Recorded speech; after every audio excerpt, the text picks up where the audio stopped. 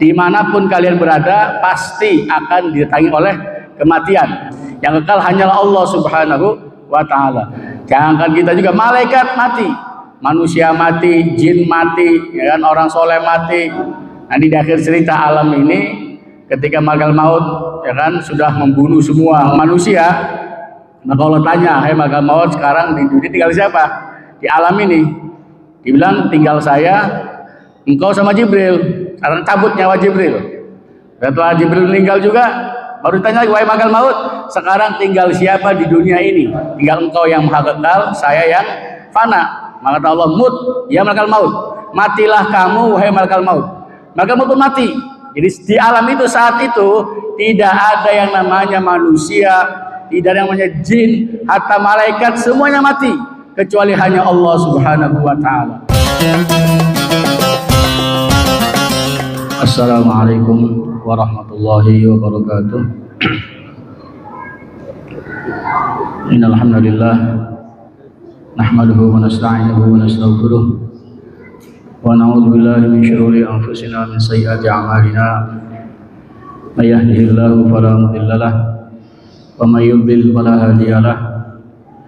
Asyhadu an la ilaha illallah wahdahu la syarika lah wa asyhadu anna Muhammadan abduhu wa rasuluh sallallahu alaihi wa ala alihi wa sahbihi wa sallama tasliman katsiran katsira. Amma ba'd. Hadirin sekalian, jemaah salat maghrib yang dirahmati Allah Subhanahu wa taala. Insyaallah pada kesempatan malam hari ini saya akan menyampaikan tentang beberapa faidah dari satu hadis. Hadisnya sangat masyhur, banyak yang hafal, yaitu hadis idza matal insan inqata amaluhu illa min thalath. Kalau mati seorang manusia maka terputuslah amalnya kecuali 3 perkara. Ya kan? Apa saja? Yaitu sedekah jariyah, sedekah jariyah, atau ilmin yuntafa'u bihi, atau ilmu yang bermanfaat, atau waladin sholihin yad'u lahu, atau anak soleh yang mendoakan dia. Ini hadis riwayat Muslim, diriwayatkan dari sahabat Abu Hurairah radhiyallahu anhu. Jadi intinya hadisnya masyhur, banyak kaum muslimin yang hafal tentang hadis ini. Nah, insyaallah akan disampaikan tentang beberapa faidah daripada hadis ini. Ada sekitar 21 faidah yang bisa kita ambil dari hadis tersebut. Yang pertama yaitu isbatul maut likulli ahad. Ini hadis faedahnya adalah menetapkan kematian bagi setiap orang. Jadi semua orang, semua manusia pasti mengalami yang namanya kematian. Mau tidak mau, suka tidak suka, orang pasti mati. Karena al-mautu hak. Mati itu adalah hak. Semua orang pasti mati. Allah mengatakan kullu nafsin dha'iqatul maut. Setiap yang bernyawa, yang punya nafas, punya nyawa, itu pasti akan mati. Allah sebutkan kata-katanya dha'iqah, pakai isim fa'il. Maknanya apa? Kematian itu menyertai dia.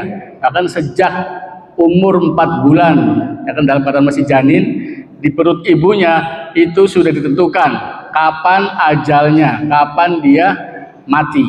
Jadi kematian sudah menyertai dia. Dalam hadis mengatakan al-maut yatlubul abda kama yatlubuhu rizqu yatlubul abda kama yatlubu ajaluh.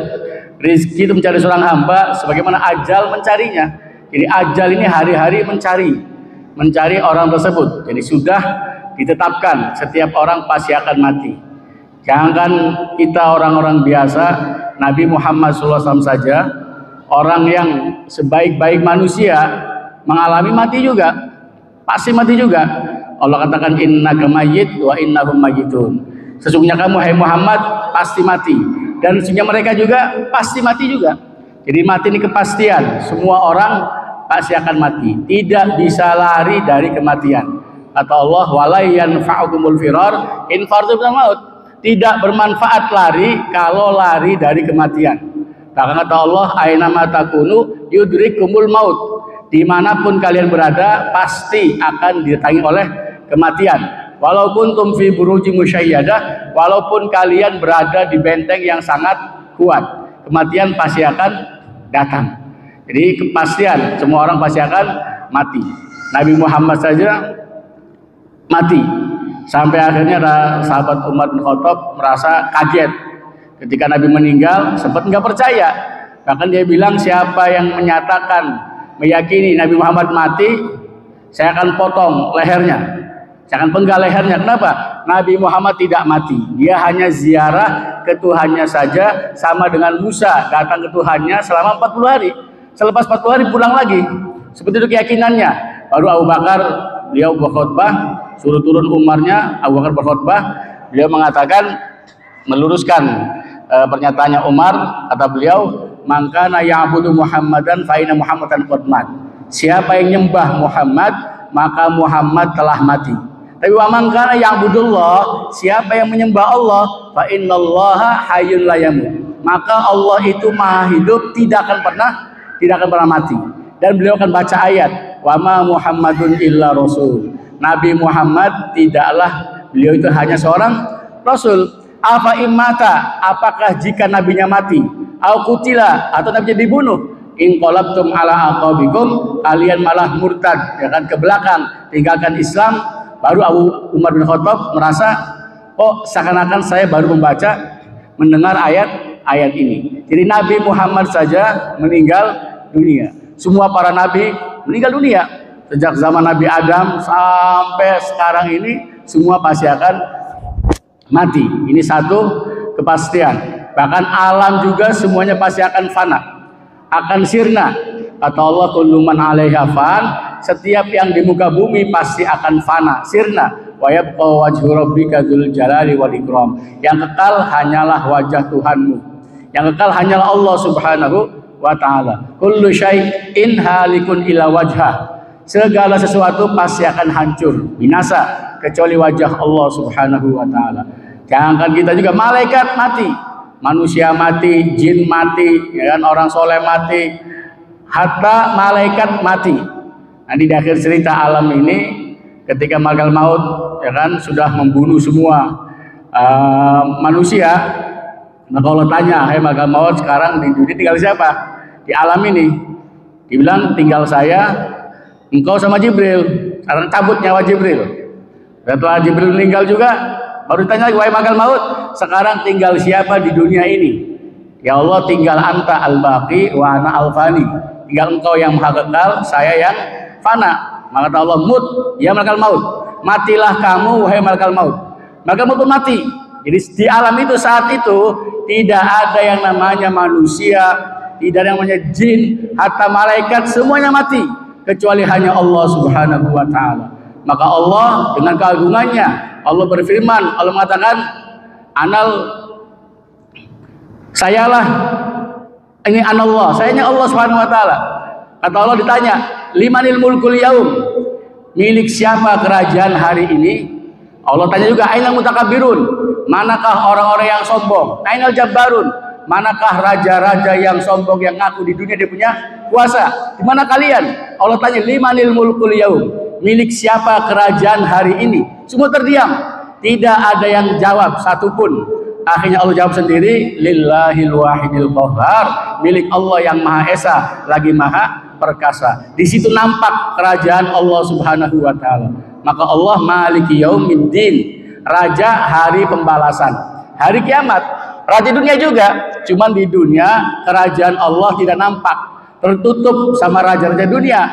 Tertutup sama raja-raja dunia, tidak nampak kerajaan Allah Subhanahu wa taala. Tapi di akhirat nanti nampak sekali kerajaan Allah. Maka Allah sebutkan Maliki Yaumiddin, rajanya.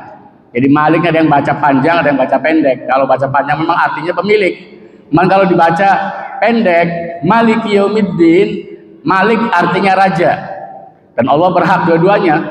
Allah pemilik juga, Allah raja juga. Beda dengan manusia. Manusia raja bukan pemilik. Ada lagi pemilik, manusia kaya, punya banyak wilayah, cuma dia bukan raja. Tapi Allah sempurna. Di samping raja, dia pun pemilik. Jadi nampak kerajaan Allah nanti di hari kiamat. Intinya semua makhluk pasti mati. Yang kekal hanya Allah Subhanahu wa taala. Ini hadis ini faedah yang pertama, menetapkan kematian. Semua orang, semua jin, semua malaikat pasti akan mengalami kematian, nanti dibangkitkan lagi oleh Allah Subhanahu wa taala. Yang kedua, anna dunya hiya darul amal. Dunia itu adalah kampung untuk beramal. Di dunia tempat untuk beramal, bukan tempat balasan. Kalau akhirat darul jaza, tempat balasan, bukan tempat beramal. Di akhirat nanti orang kalau sudah mati masuk kubur, tidak ada yang namanya sholat, puasa, zakat, haji, amal semua putus. Tapi amal adalah dia mati di dunia. Dunianya darul amal, ya kan, tempat untuk beramal soleh. Makanya Rasulullah mengatakan yatba'ul mayyit salasah, yang ngantar orang mayit jenazah itu ada 3, ya kan, 2 pulang, yang tinggal 1, ya kan. Apa yang pulang? Ahluhu wa maluhu, keluarganya dan hartanya. Apa yang tinggal di kuburan menemani si mayit? Yaitu amaluhu, amalnya. Amal selama dia di dunia, selama dia hidup, itu pasti menemani si mayit. Kalau baik akan menjaganya, kalau amal buruk pun akan ya dihisab nanti, ada perhitungannya di sisi Allah Subhanahu wa taala. Jadi kesempatan beramal hanya di dunia ini. Kesempatan beramal hanya sekali di dunia ini. Jadi dunia adalah tempat untuk beramal. Jangan sampai timbul penyesalan. Jangan sampai timbul penyesalan. Ya kalau seandainya ada alat yang bisa bicara sama bayi, wahai bayi, kamu itu akan janin di perut ibunya. Wahai bayi janin, kami itu akan hidup di alam yang lebih besar daripada alam kamu. Di sana ini ada banyak, ada gunung, ada laut, macam-macam, ya kan. Banyak sekali makhluk-makhluk Allah Subhanahu wa taala. Kamu di sana butuh mata yang sempurna, tangan yang sempurna, kaki yang sempurna. Ini kalau bayi nurut, ya alhamdulillah. Ya kan, disuruh punya tangan, dia mau dengan tangan. Tapi kalau bayi yang ngeyel, disuruh punya mata, nggak mau. Buat apa mata? Saya cukup di perut ibu saya. Mau tangan, nggak butuh. Saya cukup di perut ibu saya. Dengan plasenta saya sudah tercukupi. Cukup makan saya. Ini bayi kalau nggak percaya berita yang saya orang tadi, lahir ke dunia, dia pasti nyesel. Kenapa? Nggak punya mata, nggak punya tangan, nggak punya kaki, pasti nyeselnya. Ya kan, tapi yang nurut dia pasti akan bahagia. Kita pun sama, hidup di dunia, datang para nabi, datang para rasul, ngasih tahu, hei manusia, kalian akan hidup di akhirat yang lebih besar daripada alam kamu, jutaan kali, miliaran kali lebih besar. Di sana ada surga, ada neraka, ada macam-macam, ya kan, kenikmatan disebut, neraka pun ada. Jadi, kamu harus beramal. Kamu harus sholat, harus zakat, harus banyak-banyak sedekah, harus puasa dan sebagainya, harus haji. Bagi yang kaya, kalau yang nurut ini beruntung, tapi yang tidak percaya sama nasibnya dengan janin yang tidak percaya tadi. Jadi tempat beramal hanya di dunia. Di akhirat itu tempat balasan. Yang ketiga, annahu idza matal insan inqata 'anil amal. Manusia itu kalau sudah mati, maka terputuslah dari amalan. Kalau orang sudah mati, maka tidak bisa beramal lagi. Orang kalau ruhnya keluar dari badannya, maka dia tidak bisa beramal lagi. Maka orang-orang yang dulu malas ibadah di dunia, nyesel, pengen beramal. Di akhirat nanti dia dibangkitkan, karena hidupnya sengsara, minta dibalikan ke alam dunia. Untuk apa? Hanya untuk bisa beribadah kepada Allah Subhanahu wa taala. Tapi sudah meninggal, sudah mati, mana mungkin dia kembali ke alam dunia. Hanya penyesalan saja. Allah katakan, hatta idza jaa ahadahumul maut qala rabbirji'un. Sehingga apabila datang kepada mereka kematian, dia mengatakan rabbirji'un, ya Allah kembalikan saya ke dunia. Ini penyesalan orang-orang kafir yang di dunia tidak mau ibadah.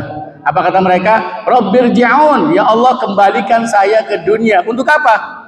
Bukan untuk kerja lagi, bangun rumah lagi, beli mobil lagi, tidak. Permintaannya cuma satu, la'alli a'malu, ya kan, fima taraktu kalla. La'alli a'malu sholihan fima taraktu. Saya ingin beramal soleh yang dulu saya tinggalkan. Dulu nggak pernah sholat, pengen sholat. Dulu nggak pernah sujud, pengen sujud. Dulu nggak pernah zikir, pengen zikir. Dulu nggak pernah baca kitabmu ya Allah, pengen baca Al-Quran. Dulu nggak pernah bersedekah, pengen sedekah juga. Itu pengen beramal saja. Kata Allah, kalla, sekali-kali tidak. Innaha kalimatun huwa qailuha. Itu hanyalah ucapan omong kosong belaka. Kenapa? Wa bainaha barzakhun, karena diantaranya ada barzakh, pembatas, ya kan, sampai hari kiamat. Ila yaumi yub'atsun, sampai hari kiamat. Disebut alam barzakh itu pembatas. Orang kalau sudah masuk ke alam barzakh, ya kan, alam kubur, nggak bisa ke alam dunia. Kenapa? Ada pembatas saja sudah, dia bisa ke alam dunia.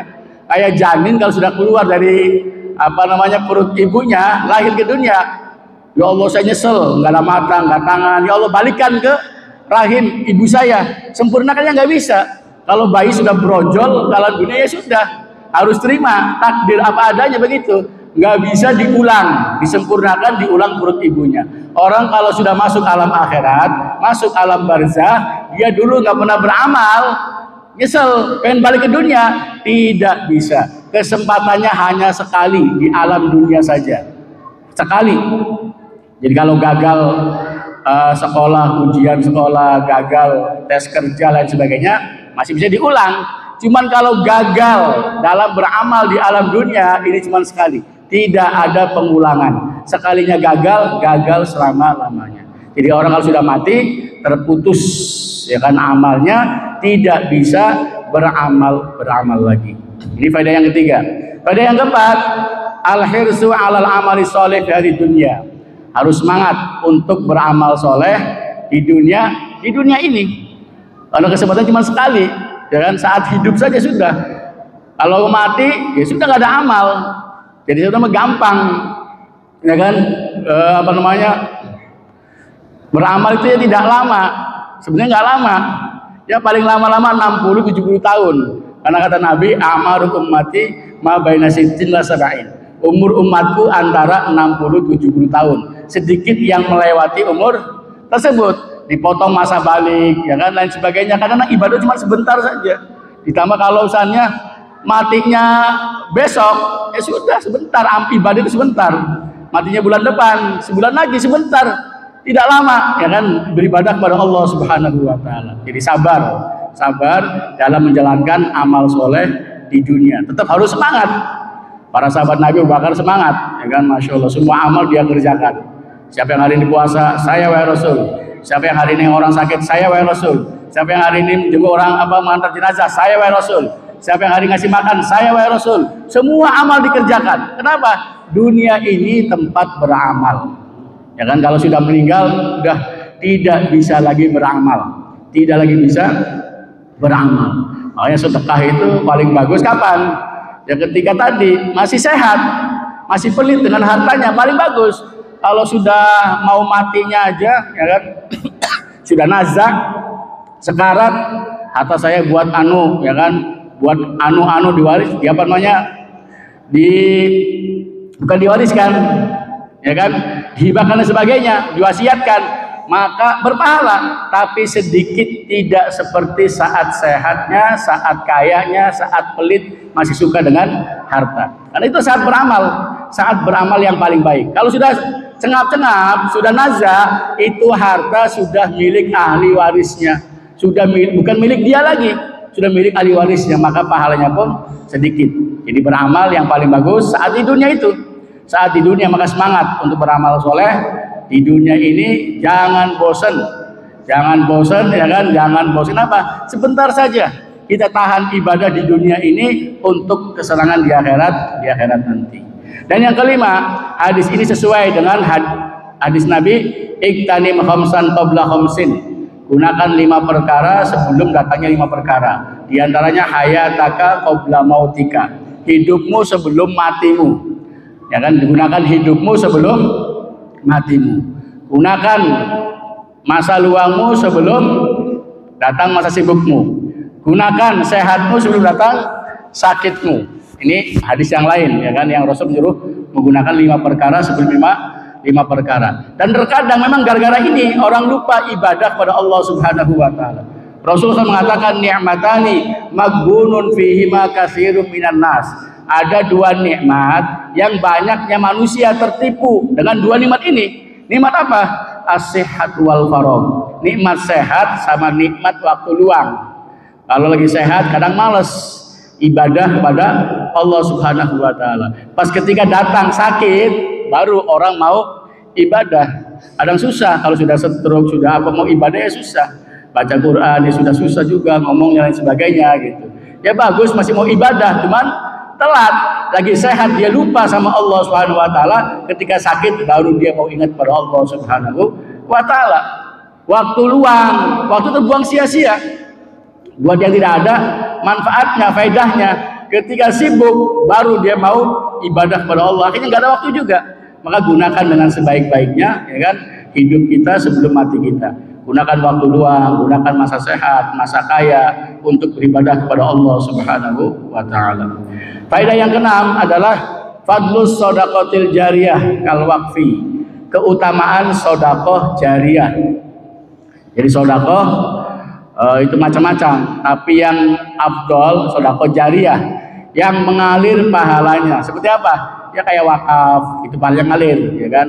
Orang wakaf sumur dipakai sama jemaah masjid atau warga, ya kan, selagi sumur itu masih ada dipakai wudu, dipakai mandi dan sebagainya untuk sholat, maka itu mendatangkan pahala. Wakaf, orang wakaf Quran ke masjid, ya, wakaf apa namanya karpet ke masjid, wakaf lampu atau wakaf masjidnya sekalian, masya Allah, selama masjid dipakai untuk ibadah oleh orang-orang, ibadah pada Allah Subhanahu wa taala, walaupun dia meninggal, maka dia tetap dapatkan pahalanya. Ini yang disebut dengan sedekah jariyah, sedekah yang terus mengalir pahalanya. Faedah selanjutnya adalah yang ketujuh, anna minal a'mal ma yajri ajruha ba'da mauti syakhsi. Ada di antara amal-amal itu yang pahalanya tetap terus mengalir walaupun setelah matinya seseorang. Jadi orang udah mati tapi tadi pahalanya masih ngalir, ya kan? Ya kayak tadi sedekah jariyah, ilmu yang manfaat, ya kan? Jadi ada amal-amal itu yang pahalanya tetap ngalir walaupun orangnya sudah meninggal dunia, walaupun sudah ribuan tahun matinya. Kalau masih ada yang sedekah jariyahnya tetap masuk ke rekening dia. Makanya harus cerdas beramal itu. Kira-kira kita mati masih masuk ke rekening kita pahala orang banyak, ya kan? Dengan apa? Dengan sebab amal kita. Jadi adanya kayak wakaf tadi, wakaf masjid, masya Allah, kalau masih ada dipakai ibadah oleh orang, kita dapatkan pahalanya. Yang kedelapan adalah masyru'iyatul waqfi, disyariatkannya wakaf, karena termasuk sedekah jariyah. Karena sedekah jariyah, ya kan, sedekah yang pahalanya terus mengalir walaupun orangnya sudah meninggal dunia. Ngasih wakaf Quran ke masjid, orangnya sudah mati, Quran masih ada, dibaca, ya kan, oleh orang-orang muslim, tetap dia dapatkan pahalanya. Mendapatkan pahala dari orang yang baca Quran tersebut. Ini keutamaan sedekah jariyah. Yang selanjutnya adalah yang kesembilan, fadlul ilmi syar'i. Ini hadis, faedahnya adalah keutamaan ilmu agama. Ya kan? Jadi ilmu agama itu walaupun orangnya sudah mati, ya kan, dan dia mengajarkan, tetap pahalanya masih ngalir kepada dia. Tentunya ilmu agama, bukan ilmu secara umum. Tapi kalau ilmu ada manfaatnya, ilmu fardu kifayah yang ada manfaatnya buat manusia, insya Allah berpahala juga. Jadi keutamaan ilmu syar'i, ilmu agama. Jadi mumpung masih di dunia, gunakan waktu, luangkan waktu untuk belajar ilmu agama. Rasulullah berpesan kepada Abu Dzar radhiyallahu anhu, walaupun hadisnya dhaif tapi maknanya benar.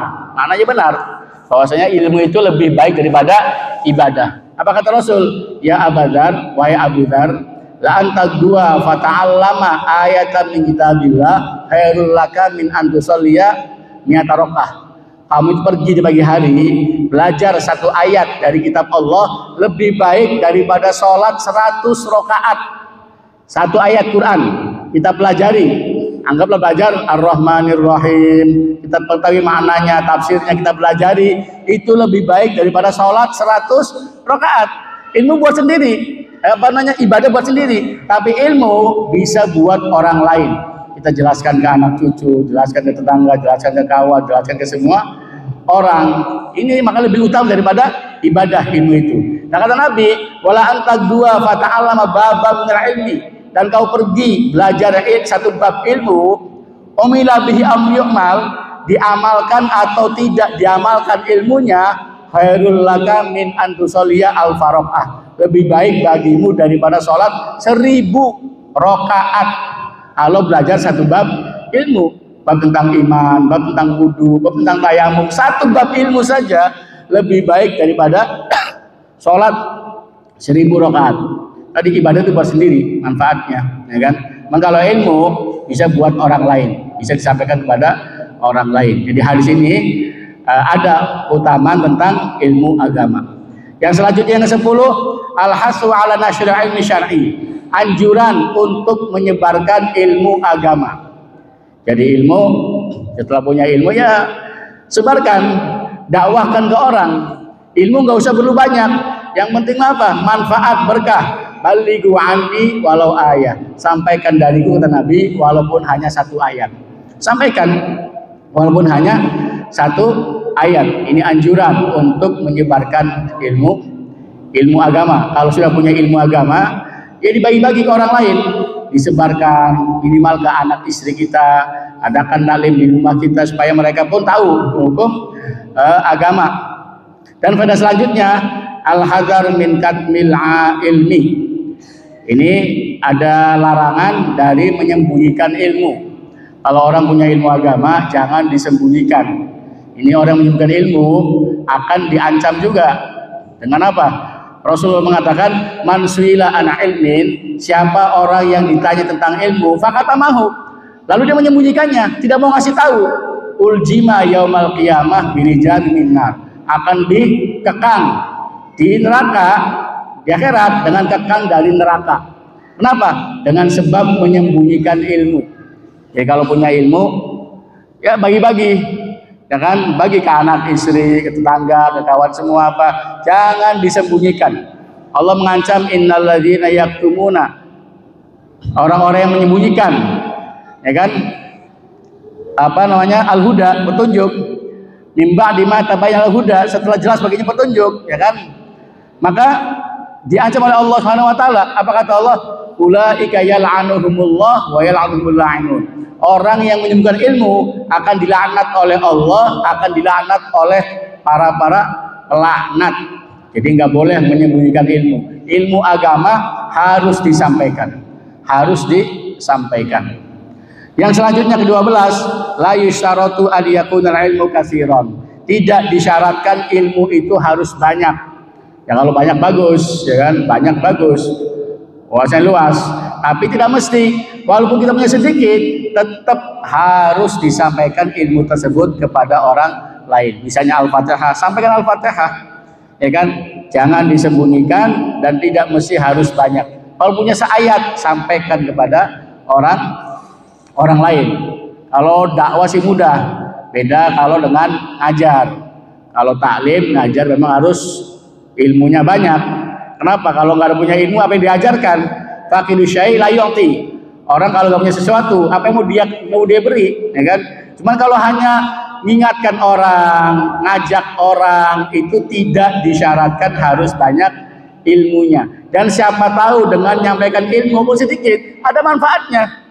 Dengan ngajak kita ke masjid, ya kan, orang dulunya malas ke masjid, sampai tua dia ke masjid, itu pahala orang tadi sejak taubatnya sampai akhir wafatnya, sampai wafatnya, pahalanya ngalir ke kita, ngalir ke orang yang mengajaknya. Karena adalu alal khairi kafa'ilihi, orang yang menunjukkan kebaikan itu seperti pelakunya, mendapatkan pahalanya. Jadi nggak syarat banyak ilmu, yang penting ngajak. Kita punya ilmu apa, sudah ke masjid, ajak, ya kan, orang lain pun ke masjid. Siapa tahu dengan itu berhidayah.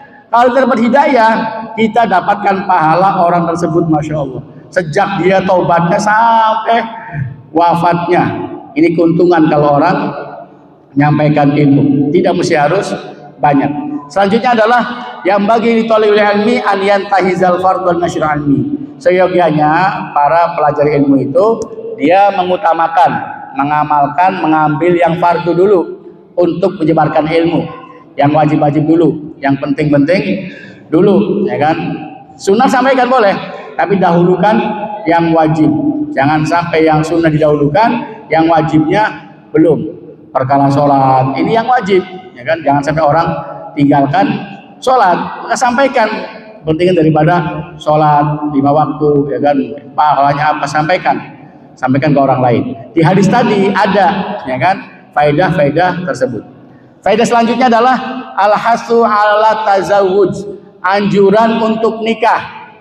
Karena di hadis tadi, ya kan, perkara yang ketiga yang bermanfaat bagi manusia adalah setelah matinya awaladin solihin yad'ulahu, anak soleh yang mendoakan dia.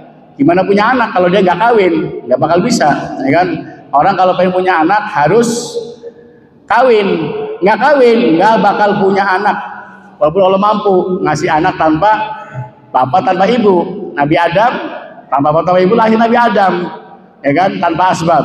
Nabi Isa lahir tanpa bapak, hanya dari seorang ibu saja.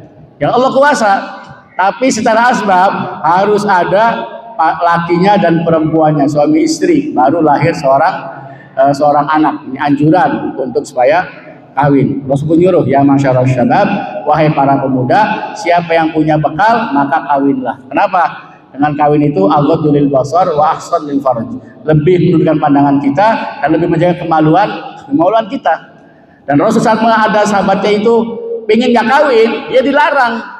Dibilang anak atazawwajun nisa. Kata Rasul, saya ngawin perempuan, saya ngawin para wanita, ya kan? Dan waman raghiba an sunnati falaysa minni. Orang yang tidak suka dengan sunnahku, maka dia bukan dariku, kata Rasulullah SAW. Jadi ini anjuran, ini hadis anjuran untuk kawin. Supaya apa? Supaya punya anak yang soleh. Makanya pilih bibitnya pun yang betul, ya kan. Pilih istri pun jangan asal pilih, ya kan. Pilih yang terbaik. Ini anjuran untuk kawin. Jangan tidak kawin, ya kan. Itu termasuk jelek. Syirarukum azabukum, sejelek-jelek kalian orang yang tidak mau kawin. Rasul melarang, sahabatnya sampai ingin mengebiri kemaluannya, alasannya mengganggu, pengen hilang nafsunya, dilarang. Kenapa? Ya tetap aja malah itu bagus untuk kawin, ya kan, nikah, punya istri. Ini perintah Allah. Fankihu ma taba lakum minan nisa masna wa thulatsa wa ruba.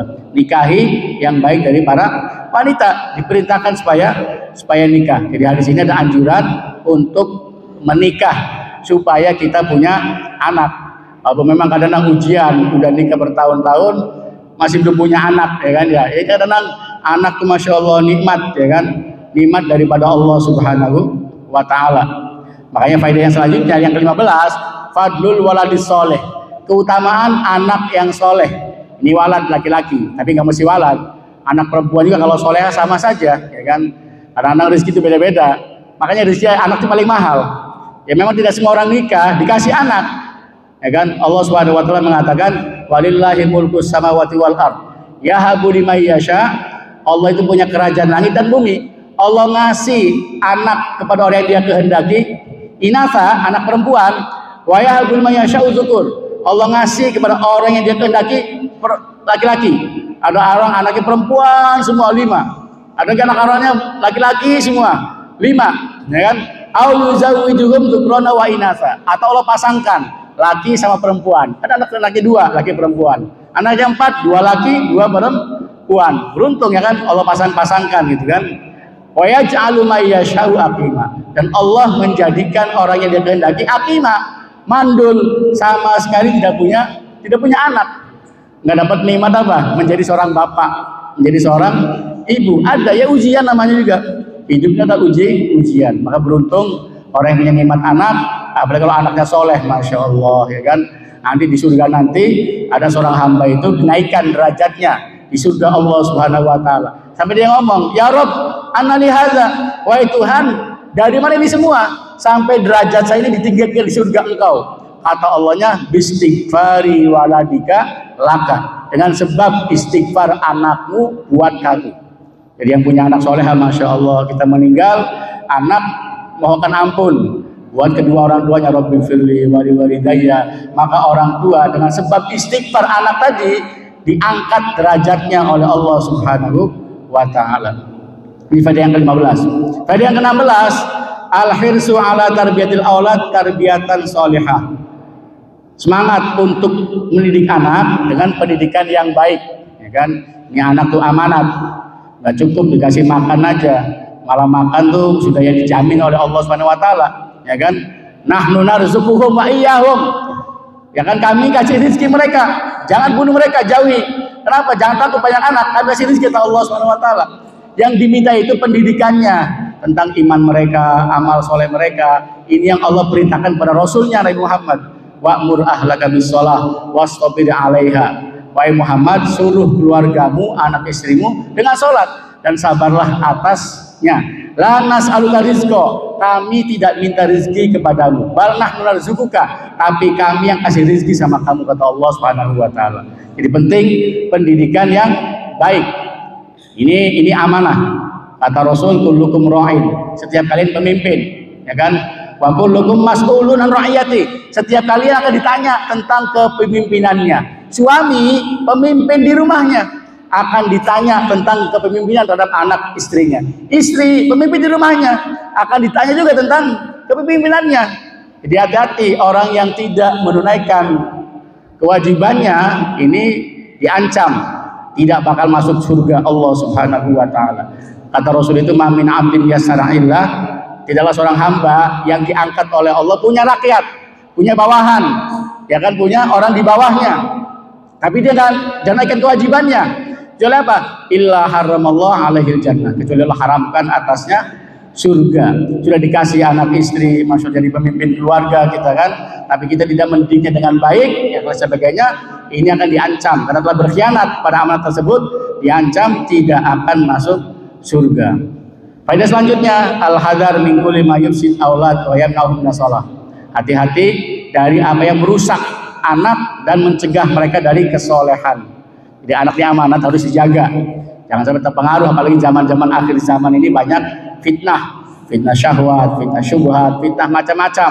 Kalau kurang-kurang jaga, ya anak kita ini terjatuh kemana? Fitnah syahwat, ada fitnah syubhat juga, pemahaman-pemahaman yang gak benar dari dalam Islam sebagainya. Karena kalau tidak menjaganya dengan baik, ini tanggung jawab kita selaku orang tua.